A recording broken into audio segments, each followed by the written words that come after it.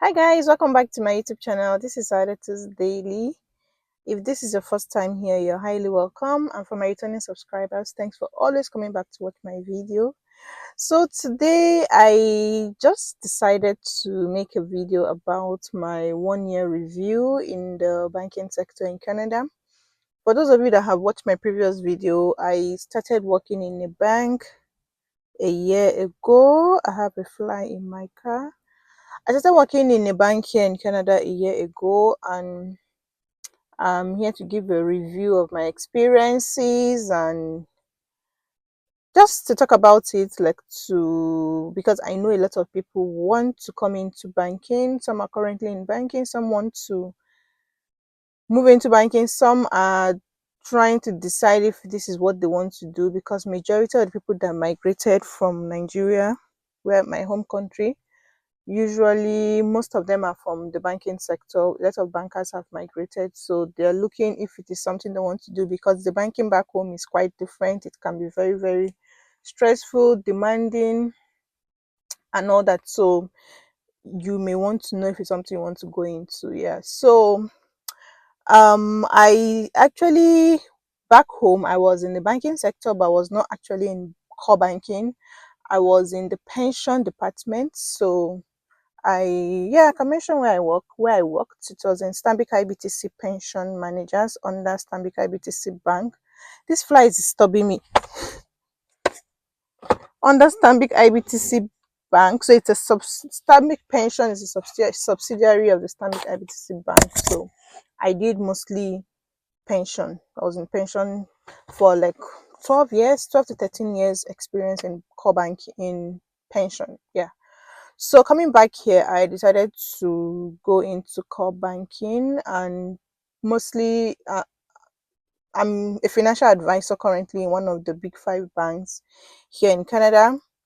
So my job entails a lot of almost everything. Like I do from credit applications, opening bank account, doing mortgage, investment discussion, financial planning, all. I do it as a financial advisor. Though in some other banks, some people are like specialists in a particular role. Like some are just in banking, some are just in investment, some are just in mortgage. But for me as a financial advisor, I do basically everything. So that is just, so in a day, my day can be from my day's appointment. People that come in to see me on appointment could range from, I want to open a credit card, I want to apply for a loan, I want to do a mortgage, I want to pay my mortgage payment, I want to invest, I want to withdraw from my investment. This could be a typical day in my life. So yeah, that is basically what I do. And for my experience back home compared to what I'm doing currently, it's diverse. It's very, very different.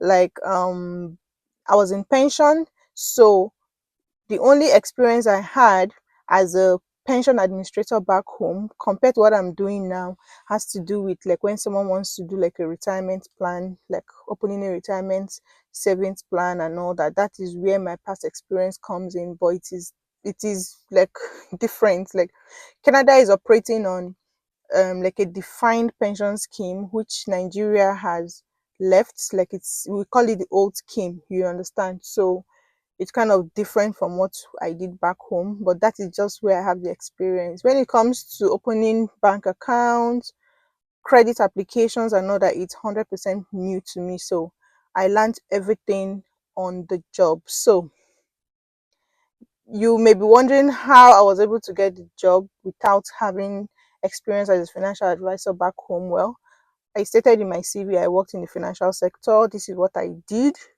And when I came, I also did customer service role, and that helped me to. I did it for like 4 months. That helped me to be able to understand Canadian market, Canadian customers, like how they interact, how to understand them, like when they talk, because that is a very, very because it's very, very serious thing for me. Understanding the accent, being able to communicate, being able to talk to them, and they understanding me. That was like my Canadian experience in customer service. It really helped me in my current role, you understand. So that was my experience that I had in my CV that I used to get the job. So I was supposed to talking about certifications and licensing.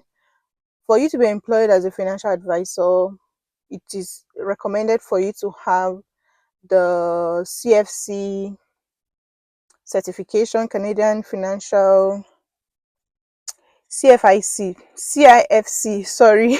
So for me, I didn't have the certification, but I got the job, and then my bank enrolled me and gave me 6 months to be able to complete it to get my license, because when I got employed, I wasn't able to do all my roles as a financial advisor. I wasn't able to do investment planning because you need to be licensed for it to be able to advise customers on investment. So within the first 6 months, I was able to write the exam and I passed. So sometimes you need to get that license for you to be able to get the job. Most times you have an edge over other people. But in my own case, we thank the Lord, I got the job before I even got the license. So yeah, that is what happened. So currently I have the license. I'm working on another license on financial planning to be a certified financial planner.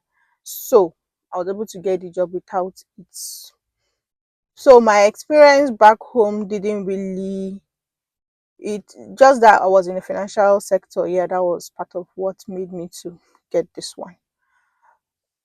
About like learning on the job, like it's really amazing the amount of things you think you know. You think you know, I have over 10 years experience in financial sector and all that. My brother, it's 100% different in Canada. Like you have to learn everything from scratch. You have to start from afresh.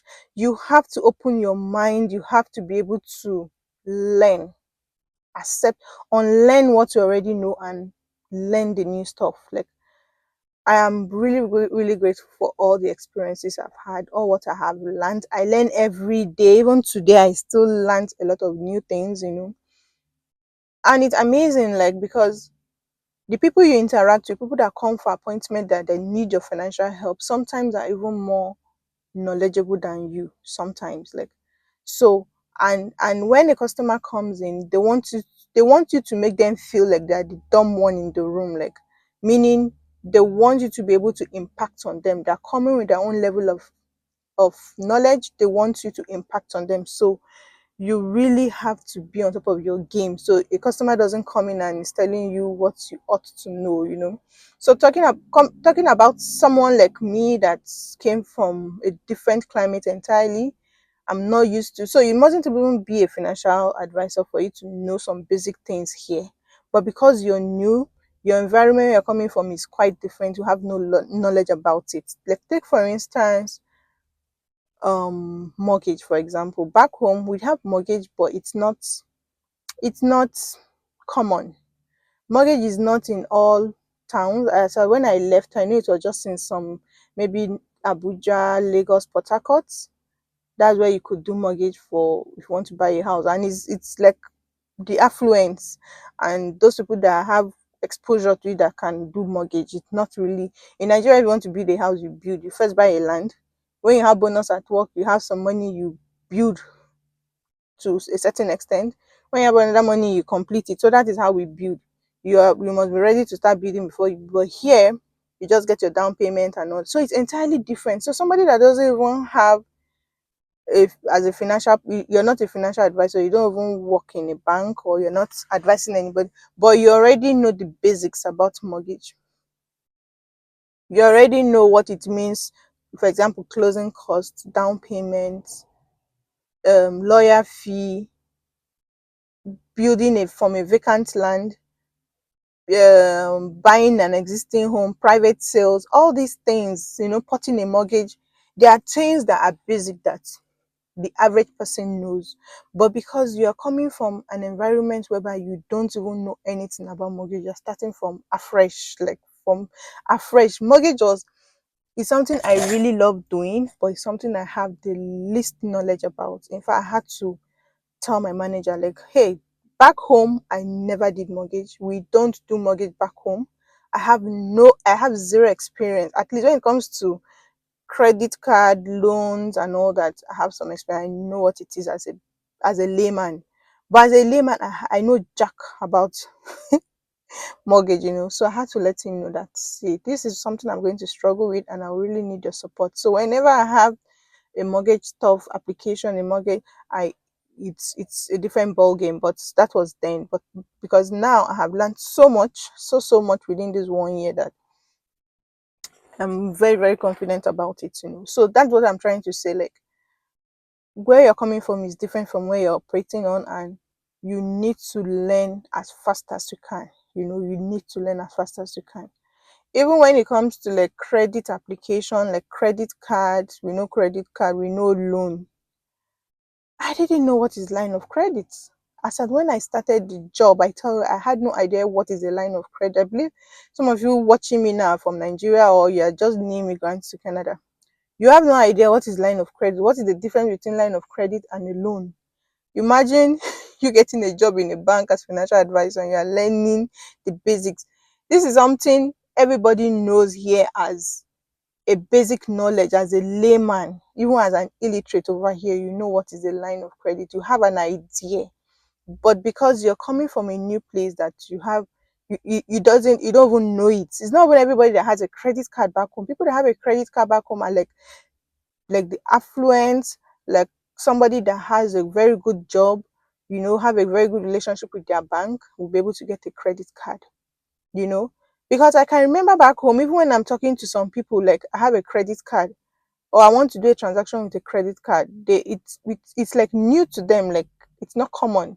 That was back then as 2022. I don't know for now. So imagine, you know, you know what I'm trying to say. So it's a different climate entirely. So the struggle as an immigrant to learn and to level up is different from a citizen or somebody that has been here for ages or born here getting the same job. Like if both of us get the same job at the same time, like you're a new immigrant coming in and you get the job alongside with somebody that has been here, that person has a higher knowledge, it has a higher chance to excel more than you. Except that is why as an immigrant you have to do more, like you have to do more job. Like I don't know how to put it. You need to be more to be able to excel at your job, because you have to learn the basics that everybody around you knows, and then they expect you to also be an expert. Like somebody with the basic knowledge is coming to you to make inquiries and you are still struggling with the basic knowledge. Am I making sense? So the learning process is a lot. It's really a lot. And if you're a kind of person that you're closed minded, you're not open to learn, you're not ready to come down to that level, you're really going to struggle. So I'm talking about banking. I know it applies to every other thing, because where we're coming from, it's different. It's a different ball game. You're a banker in Nigeria, it's different. You have targets, and you're out on the streets, except people on operation. You're on the street looking for customer. You're in this organization, you're in this school, you're in this office looking for customers and all that. It is different. I keep telling people, like when I got my job here, we only had one car then, and my husband was like, okay, since you've gotten this job now, we need to start planning to get another job. So you'll be using the car. Like he had the mindset that, okay, I'll be the one using the car, because when I go to work, I'll need to log in, do my 1 or 2 meetings and go out doing marketing and all that. That was our mindset. Even me, that was my mindset. And when I resumed, I was talking to my then manager, like, okay, so am I going to, because somebody was telling me that, no, you don't have to market. Why are you marketing? Why are you going?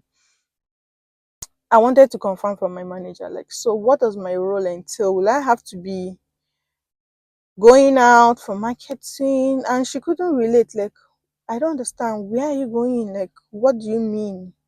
And I told her that this is it. Like, she said, no, your role is a financial advisor.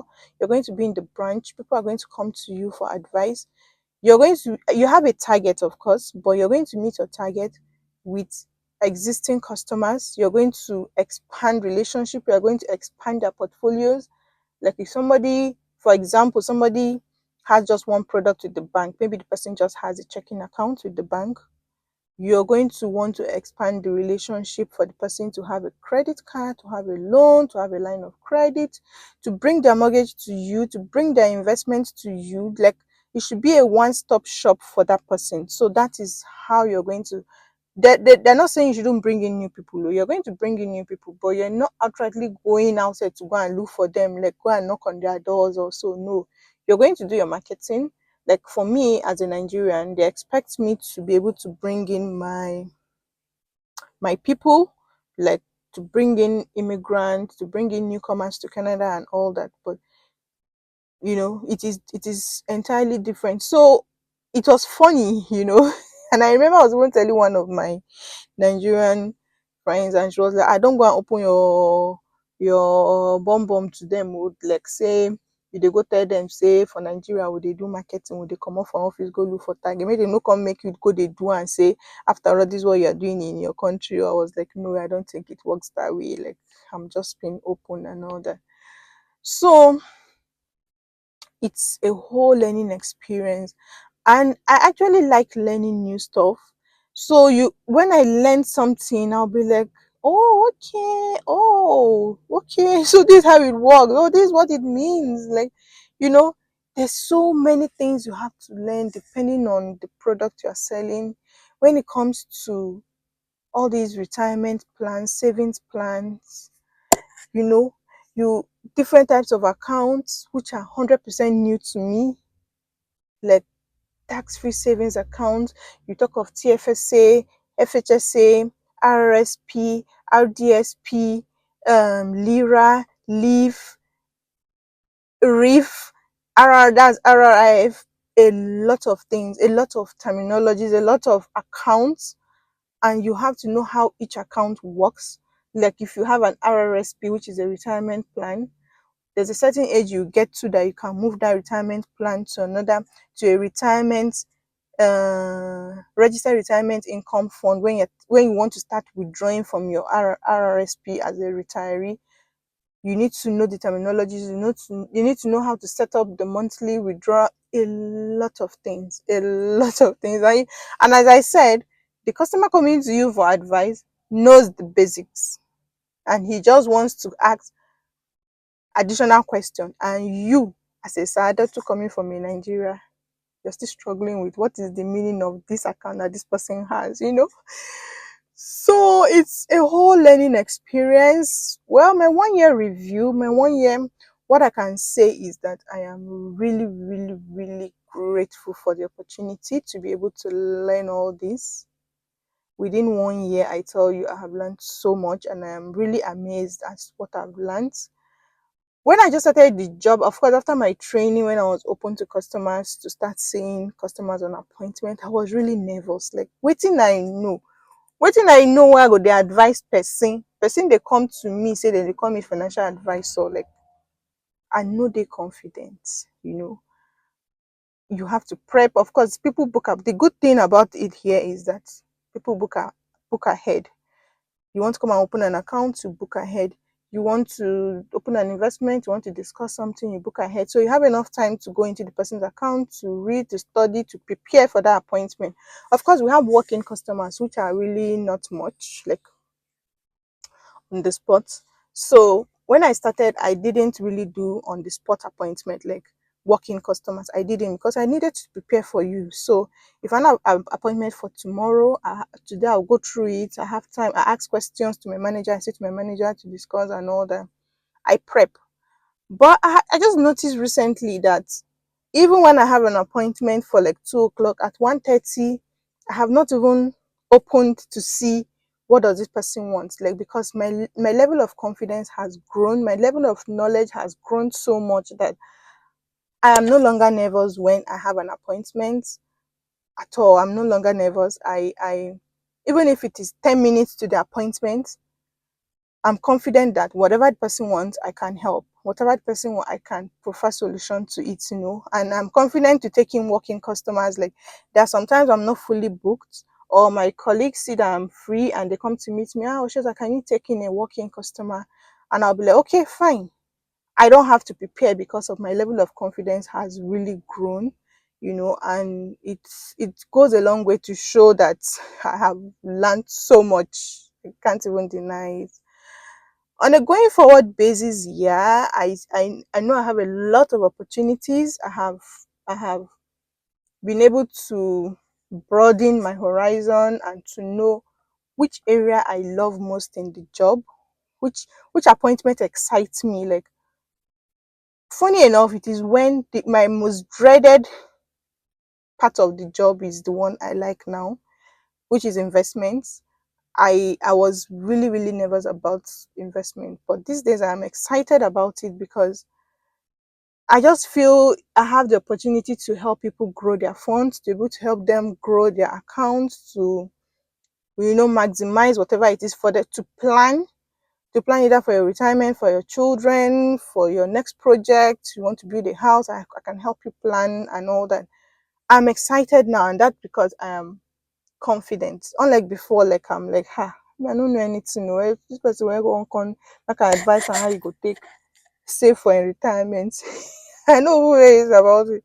So I'm excited about it now. I know where I want to focus on, and I know the sky is my limit. There's opportunity for growth. I'm able to meet my targets within the first few months. I struggled because I was still in the learning process. I didn't really know the ways to be able to meet target, but as each quarter is going in, like this is the fourth quarter for me, and I can see improvement. When you look at my quarter one, two, three, four, you can see a growth, like it's ascending, showing that yes, this person is gradually growing. So I'm really excited about it, and I'm grateful, and it is a good one if you're thinking about coming into the banking sector as a financial advisor, as an investment specialist, as anything.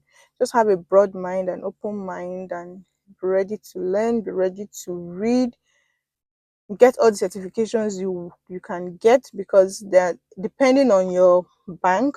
It depends on how you're able to do all those courses, get all those licensing. That is how you grow to the next level. Like, I'm a financial advisor. My next target is to be a senior financial advisor. And it's not just by the number of years you spent, it has to be your performance, and then how you've been able to level up in terms of getting the required licenses, and completing your courses and all that. So yeah, that's my review, my 1 year review as a financial advisor in Canada. And I hope it helps somebody. I hope it helps someone. I hope it helps you. Whatever job you're doing, whatever job you're doing, it's important for you to be happy doing it. Yeah, it's important for you to be happy doing it, actually, because you spend 8 hours or more in a day doing that job. You spend that time in the office, so you need to be happy doing it. If not, it means almost half of your day is spent on something you don't like doing, and it brings a lot of depression, a lot of sadness. You wake up in the morning and the first thing you hiss because you're going to a job you don't like. If you are in that job that you don't like yet, try to look for something you love doing, and you easily grow in it. Yeah. All right, thank you, and see you in my next video. Bye.